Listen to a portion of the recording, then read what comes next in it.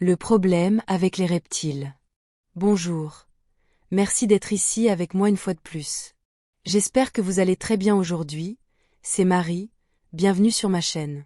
Ces informations peuvent être considérées comme de la science-fiction ou comme le spectateur le voit le mieux, et je les publie uniquement à des fins de divertissement. Cependant, je prends mes informations très au sérieux, et pour ceux qui ont des yeux pour voir. J'écris ceci le matin du 14 février 2025. Par reptile, je veux dire ceux dont les noms se terminent réellement par ilien, avec rept au début du mot.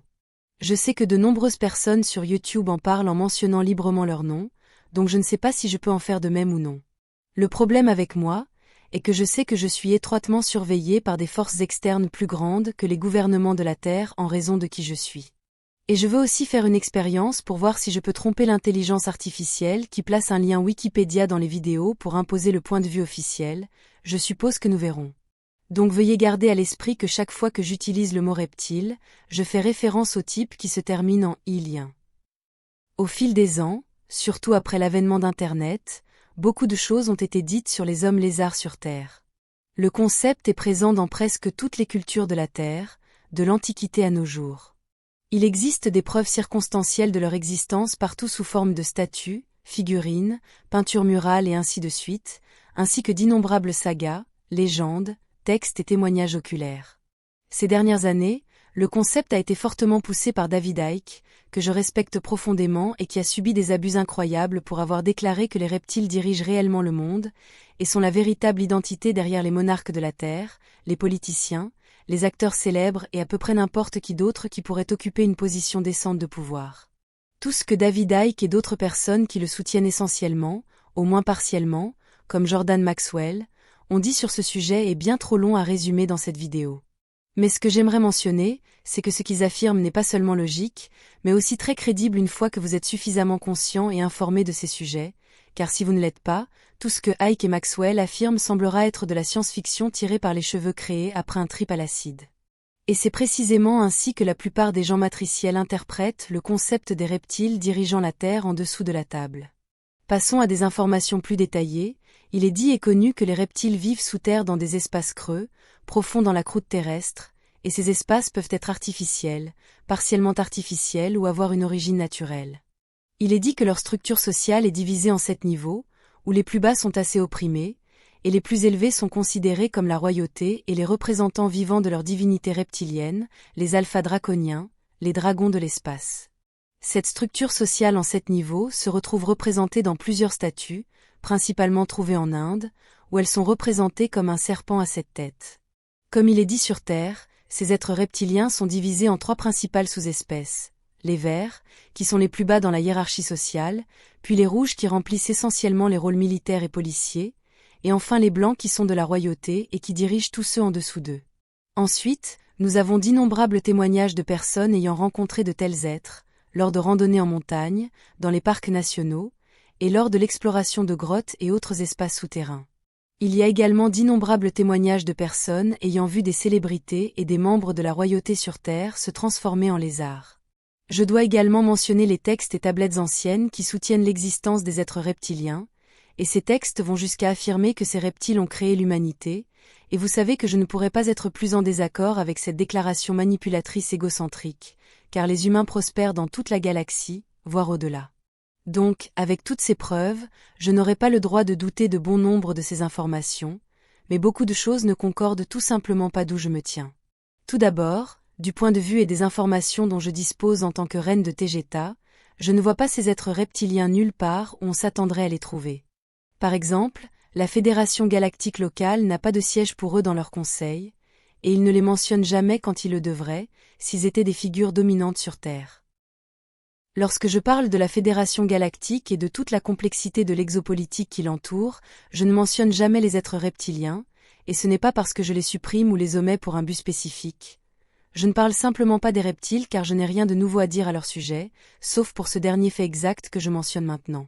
S'ils étaient si puissants et importants, les représentants de la Fédération galactique auraient parlé directement avec eux, et ne se donneraient pas la peine de parler aux dirigeants de sociétés secrètes, aux personnalités et aux politiciens, qui sont tous humains. par exemple, lorsque les étortans sont allés en Antarctique pour parler aux dirigeants mondiaux il y a un peu plus d'un an, comme je l'ai informé dans plusieurs vidéos.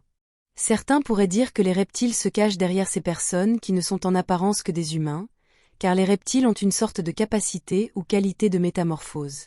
Mais alors, en examinant cette supposée capacité à se transformer de lézard en humain et vice-versa quand ils le veulent, autant que j'ai pu rechercher, rien de tel n'existe au niveau physique. En d'autres termes, aucune espèce de reptile ne peut le faire. Il y a quelques qualités de caméléon, mais rien d'aussi extrême que de transformer leur corps tout entier d'une espèce à une autre. Une note ici, il y a beaucoup de discussions sur le fait que ces êtres reptiliens sur Terre ne sont en fait pas du tout des reptiles, ils ne ressemblent peut-être qu'à eux, car biologiquement parlant, ce sont en fait des mammifères, ils mettent bas et allaitent leurs petits, comme le font les humains lyriens. Cela signifierait qu'ils ne ressemblent qu'à des reptiles en raison de leur peau écailleuse, apparence, queue ou autre. Ensuite, il y a aussi beaucoup de discussions à leur sujet sur le fait qu'ils utilisent une énergie télépathique de manipulation mentale élevée pour imposer l'idée qu'ils ressemblent à des humains, aux personnes qui les entourent. Cela signifie qu'ils placent les gens dans une sorte de transe, et leur font croire qu'ils voient quelque chose d'autre, un humain normal, au profit du reptile et de son agenda, quel qu'il soit. De mon point de vue et de mon expérience, cela a au moins un certain sens, mais ils auraient besoin d'une très grande quantité d'énergie mentale pour maintenir une telle illusion télépathique, et c'est vraiment épuisant et dangereux, dont je trouve toujours cela très difficile à croire. Peut-être pourrait-il le faire en utilisant une sorte de dispositif télépathique artificiel synthétique. D'accord, cela pourrait également être possible, mais il n'y a aucune preuve étayant quoi que ce soit de la sorte.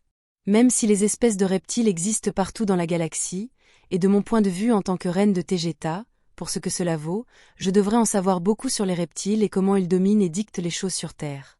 Mais en tant que tel que décrit par tout ce que j'ai mentionné ci-dessus, je ne vois aucune présence reptilienne sur Terre telle que décrite par tant de gens.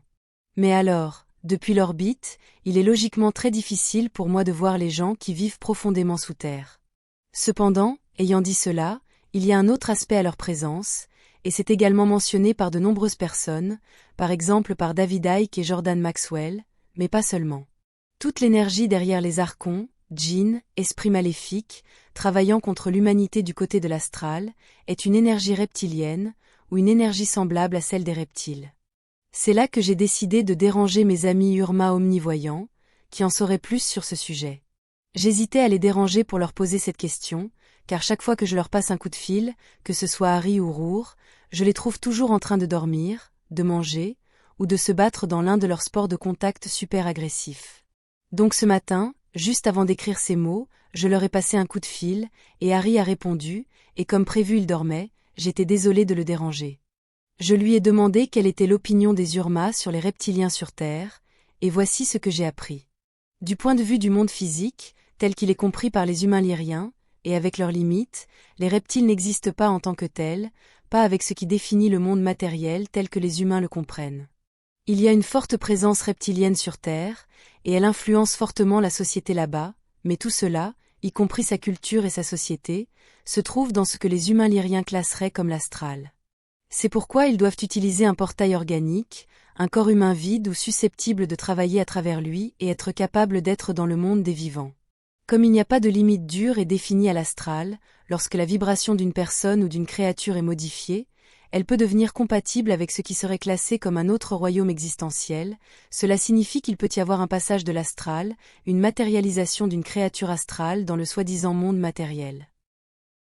L'inverse se produit également lorsqu'un humain du monde matériel est immergé dans le royaume de fréquence dominant, en explorant profondément sous terre par exemple. Lorsque l'humain entre dans une zone avec un changement de fréquence, qui peut également être compris comme agissant comme un portail, l'humain et son corps se transformeront également vibratoirement et deviendront compatibles avec des parties vivantes et sensibles de l'astral, qui ne seraient pas normalement disponibles pour le sujet lorsqu'il vit dans la fréquence dominante du monde humain. Cela signifie que dans certaines circonstances, il y a un chevauchement du soi-disant monde matériel vers l'astral, et de l'astral vers le monde matériel, comme nous pouvons le voir avec d'autres choses telles que lorsque les fantômes et autres entités deviennent visibles pendant une courte période. Cela devient possible technologiquement si vous êtes à ce niveau, et c'est aussi le principe même des voyages plus rapides que la lumière en vaisseau spatial, car il saute d'un point à un autre dans l'espace-temps en modifiant sa vibration avec ses moteurs, comme ils sont conçus pour le faire. Les reptiliens ne sont physiques que de leur point de vue existentiel vibratoire et non généralement de celui des humains, mais comme il y a un certain chevauchement et qu'ils sont doués pour cela, techniquement parlant, il est toujours possible de fabriquer une paire de bottes de cow-boy et un sac à main à partir de l'un d'entre eux. Tout se résume à la fréquence existentielle et à la gestion vibratoire, car techniquement tout ce qui est astral peut être importé dans le soi-disant monde des vivants, comme on peut le voir avec tant d'événements paranormaux de toutes sortes.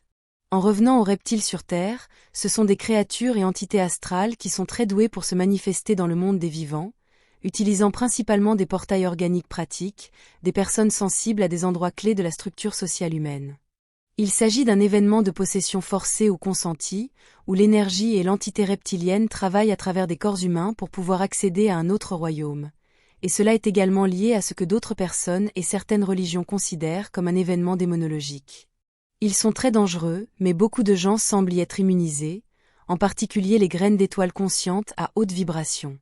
La Fédération galactique ne les considère pas comme telles, les voyant simplement comme un autre type d'âme qui habite un corps humain terrestre, qui est connu pour avoir la capacité, en tant qu'espèce, d'héberger une grande variété d'âmes appartenant à d'innombrables autres espèces. Comme s'il s'agissait d'une sorte de combinaison biologique conçue pour s'adapter et égaliser la vibration de ces différentes âmes, afin qu'elles puissent toutes coexister dans un même royaume existentiel, alors que cela ne serait pas possible autrement. Et cela vaut pour tous les humains lyriens et autres espèces également, peu importe où ils se trouvent, sur Terre ou hors de la planète. Lorsqu'un corps humain lyrien est exposé pendant une période prolongée, il commencera à développer des attributs et des caractéristiques de l'âme à l'intérieur. Par exemple, nous pouvons tous remarquer l'extrême mal et la dureté dans les visages de certains membres de la royauté et des personnes en position de pouvoir, c'est un indicatif de ce qu'ils sont à l'intérieur. Leur corps manifeste, ou reflète qui ils sont. Donc oui, il y a des reptiliens, et ils sont envahissants et abusifs envers les humains de manière impossible à décrire en une seule vidéo, mais ils ne peuvent pas être vus tels qu'ils sont dans l'astral, mais dans certaines circonstances, que ce soit par leur énergie mentale, par un chevauchement de fréquences lié à un emplacement naturel, comme un portail, ou par des moyens technologiques, ils peuvent également être dans le monde matériel. Les reptiliens ne sont qu'une fraction de la soupe complexe d'âmes qui habitent les corps humains sur Terre, mais ils peuvent le faire de manière invasive, car ils sont très doués pour se déplacer à travers l'astral et manipuler l'astral. Ainsi, ils peuvent être trouvés, dans leur propre royaume existentiel dans l'astral, méditant un voyage astral dans un corps humain, pour faire leurs méfaits, et modifier et guider la société humaine à leur convenance, et cela inclut des choses très abusives contre l'humanité. La Fédération galactique les voit comme faisant partie de l'expérience humaine, et comme faisant partie du mal qu'ils doivent supposément contenir sur Terre. Pourtant, la Fédération galactique traite de la Terre et de ses affaires depuis le même royaume de vibration que les humains, du moins en grande partie et de notre point de vue, et cela explique pourquoi ils traitent directement avec les humains et non avec les reptiles. Les reptiles ne sont pas ceux qui dirigent la Terre, même avec tout leur pouvoir manipulateur, mais ils sont certainement une très grande partie du désordre.